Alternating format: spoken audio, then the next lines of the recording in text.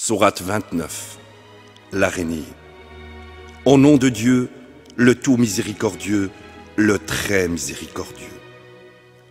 Alif, Lam, Mim. Les gens pensent-ils qu'on les laissera dire « nous croyons » sans être mis à l'épreuve? Nous avons testé ceux d'avant eux, car Dieu doit distinguer ceux qui sont véridiques et il doit exposer les menteurs. Ceux qui commettent des péchés pensent-ils qu'ils peuvent nous duper? Mauvais vraiment est leur jugement. Quiconque espère rencontrer Dieu devrait savoir qu'une telle rencontre avec Dieu arrivera le plus assurément. Il est l'entendant, l'omniscient.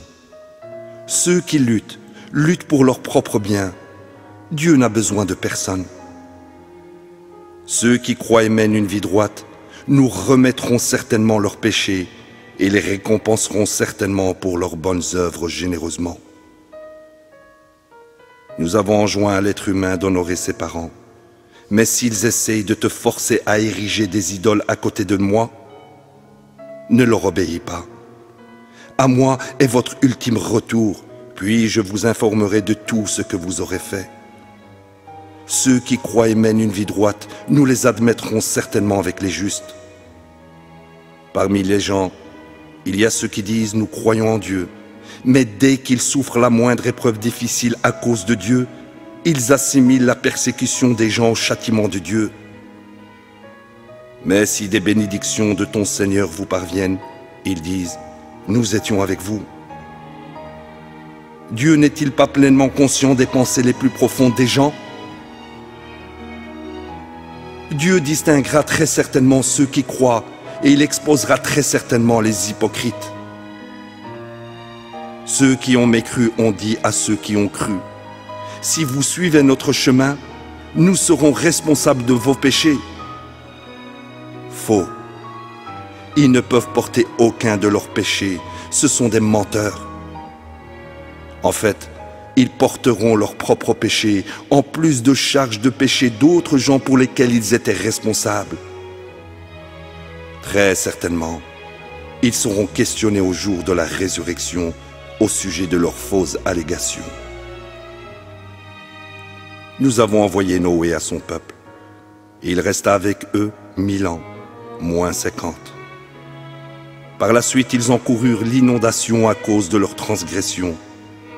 Nous l'avons sauvé lui et ceux qui l'accompagnaient dans l'arche, et nous en avons fait une leçon pour tous les gens.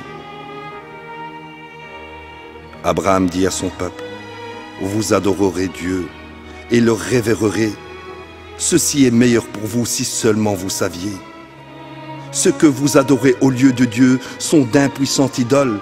Vous avez inventé un mensonge. Les idoles que vous adorez à côté de Dieu ne possèdent pas la moindre provision pour vous. Donc, vous ne chercherez de provision qu'auprès de Dieu. Vous l'adorerez lui seul et serez reconnaissant envers lui. À lui est votre ultime retour. Si vous ne croyez pas, des générations avant vous n'ont également pas cru. La seule fonction du messager est de délivrer le message. N'ont-ils pas vu comment Dieu suscite la création puis la répète? Ceci est facile à faire pour Dieu. Dis, parcourez la terre et découvrez l'origine de la vie, car Dieu suscitera ainsi la création dans l'au-delà. Dieu est omnipotent. Il condamne au châtiment qui il veut et couvre de sa miséricorde qui il veut. En fin de compte, à lui vous serez ramenés. Aucun de vous ne peut échapper à ses faits sur terre ou dans le ciel, et vous n'avez personne à côté de Dieu comme Seigneur et Maître. Ceux qui mécroient aux révélations de Dieu et en la rencontre avec lui ont désespéré de ma miséricorde. Ils ont encouru un châtiment douloureux. La seule réponse de son peuple fut de dire « Tuez-le ou brûlez-le ». Mais Dieu le sauva du feu. Ceci devrait donner des leçons aux gens qui croient. Il dit « Vous adorez à côté de Dieu d'impuissantes idoles, à cause de la pression sociale, juste pour préserver quelques amitiés entre vous dans cette vie d'ici-bas. Mais ensuite, au jour de la résurrection, vous vous désavouerez les uns les autres et vous vous maudirez les uns les autres. Votre destinée est l'enfer, où vous ne pourrez pas vous aider les uns les autres. Lot crut avec lui et dit, « J'émigre vers mon Seigneur. Il est le Tout-Puissant, le plus sage. Nous lui avons donné Isaac et Jacob. Nous avons assigné à ses descendants le rôle de prophète et les Écritures. Nous l'avons comblé de sa récompense due dans cette vie, et dans l'au-delà, il sera sûrement avec les justes. » Lot dit à son peuple, « Vous commettez une telle abomination. Personne dans le monde ne l'a jamais faite avant vous. Vous pratiquez le sexe avec les hommes, vous commettez le vol de grands chemins, et vous permettez toutes sortes de vices dans votre société. » La seule réponse de son peuple fut de dire, « Apporte-nous le châtiment de Dieu, si tu es véridique. » Il dit, « Mon Seigneur, accorde-moi la victoire sur ces gens pernicieux. » Quand nos messagers allèrent chez Abraham avec la bonne nouvelle de la naissance d'Isaac, ils dirent également, « Nous sommes en route pour anéantir le peuple de cette ville, car ces gens ont été pernicieux. » Il dit, « Mais Lot vit là. » Ils dirent, « Nous sommes pleinement au courant de tous ceux qui y vivent. Nous le sauverons évidemment, lui et sa famille, excepté sa femme. Elle est condamnée à un sort funeste. » Quand nos messagers arrivèrent chez Lot, ils furent maltraités, et il fut embarrassé par leur présence. Mais ils dirent, « N'aie aucune crainte, et ne t'inquiète pas. Nous te sauverons ainsi que ta famille, excepté ta femme. Elle est condamnée à un sort funeste. Nous déverserons sur les gens de cette ville un désastre venant du ciel, comme conséquence de leur perversité. Nous avons laissé debout certaines de leurs ruines pour servir de leçon profonde pour les gens qui comprennent. Au Madian, nous avons envoyé leur frère Chouaïb. Il dit, « Ô mon peuple, vous adorerez Dieu et rechercherez le jour dernier, et ne parcourez pas la terre en semant la corruption. » Ils ne le crurent pas, et en conséquence, le tremblement de terre les a anéantis. Ils furent laissés morts dans leur maison au matin. De façon similaire, les Had et les Tamoud furent anéantis.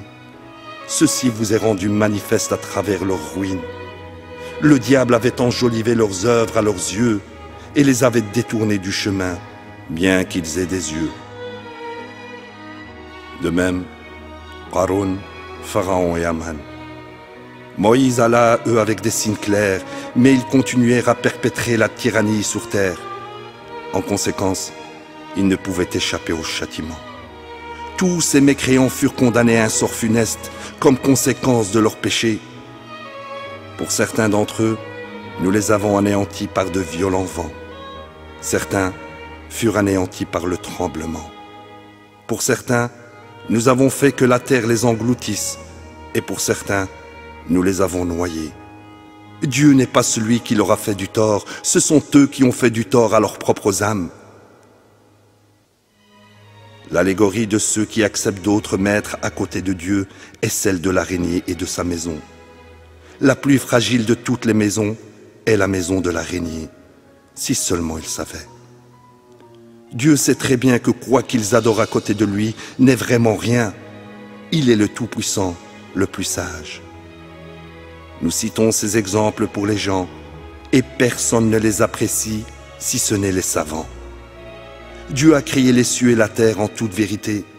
Ceci procure une preuve suffisante aux croyants. Tu réciteras ce qui t'est révélé de l'Écriture et observeras les prières de contact, car les prières de contact interdisent le mal et le vice. Mais le souvenir de Dieu à travers les prières de contact est l'objectif le plus important. Dieu sait tout ce que vous faites. N'argumentez pas avec les gens de l'Écriture, si ce n'est de la meilleure manière possible, à moins qu'ils ne transgressent. Et dites, nous croyons en ce qui nous a été révélé et en ce qui vous a été révélé. Notre Dieu et votre Dieu est un et le même. À lui nous sommes soumis. Nous t'avons révélé cette écriture, et ceux que nous avons bénis de précédentes écritures croiront en elle. De même, certains de ton peuple croiront en elle.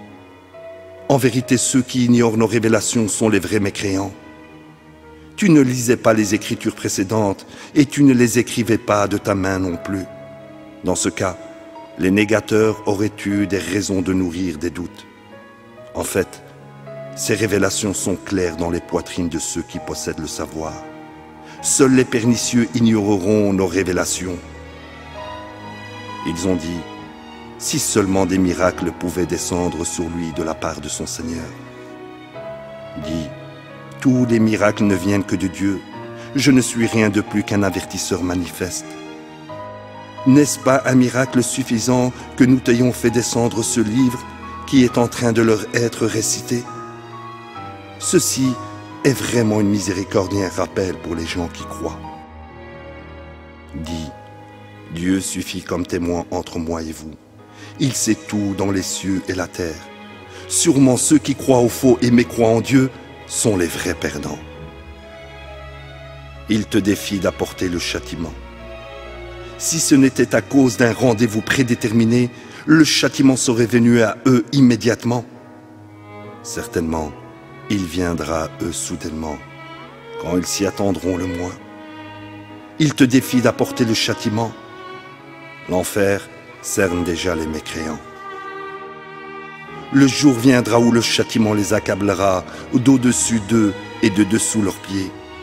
Il dira, goûtez les conséquences de vos œuvres. Oh, mes serviteurs qui ont cru, ma terre est spacieuse, alors adorez-moi. Tout le monde goûtera à la mort, puis à nous, vous serez finalement ramenés. Ceux qui croient et mènent une vie droite, nous les installerons sûrement au paradis, avec palais et cours d'eau ruisselants. Et éternellement ils y demeurent. Quelle belle récompense pour les travailleurs. Ils sont ceux qui persévèrent avec constance et ont confiance en leur Seigneur. Bien des créatures ne portent pas leurs provisions. Dieu pourvoit à leurs besoins aussi bien qu'aux vôtres. Il est l'entendant, l'omniscient. Si tu leur demandes qui a créé les cieux et la terre et mis le soleil et la lune à votre service, ils diront Dieu. Pourquoi alors ont-ils dévié? Dieu est celui qui augmente les provisions pour quiconque il choisit d'entre ses créatures et les retient.